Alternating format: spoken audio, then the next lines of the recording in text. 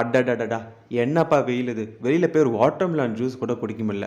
அதனால எங்க வீட்ல வாட்டர்மெலன் மொஜிட்டோவே பண்ணிட்டாங்க. கம் ஆன் சந்திரா சஞ்சரிப்பேட்டி folks. I will show you how to prepare. இதுக்கு பார்த்தீங்கன்னா, நாங்க ஒரு பெரிய தர்பூசணி பீஸ் எடுத்து வச்சிருக்கோம். கூடவே கொஞ்சமா புதினா, ஒரு லெமன், நாட்டு சர்க்கரை. இந்த தர்பூசணி எல்லாம் பீஸா வெட்டி பவுல்ல சேர்த்துட்டு, இத எடுத்து அப்படியே மிக்ஸில ட்ரான்ஸ்ஃபர் பண்ணி, இது கூட அந்த புதினா கொஞ்சமா வச்சுட்டு, லெமன் சொன்னோம் இல்லையா? ஒரு லெமன நல்லா புழிஞ்சு விட்டு, இத நல்லா மை போல அரைச்சு எடுத்து, நம்ம வடிகட்டி எடுத்துடணும். ஃபில்டர் பண்ணி எடுத்த இந்த வாட்டர்மெலன் ஜூஸை ஒரு கிளாஸில் ட்ரான்ஸ்ஃபர் பண்ணி அது கூட 3 ஸ்பூன் நாட்டு சர்க்கரை சேர்த்து ஒரு ஸ்போக்கை விட்டு அடித்து அடிப்பொலி ஆக்கிட்டு அடிக்கிற வெயிலுக்கு என்ன அப்படியேவா குடிக்க முடியும்? ஸோ ஐஸ் க்யூப்ஸை நாங்கள் சேர்த்துட்டோம். ஏன்னா பொழந்து எடுக்குது வெயில்.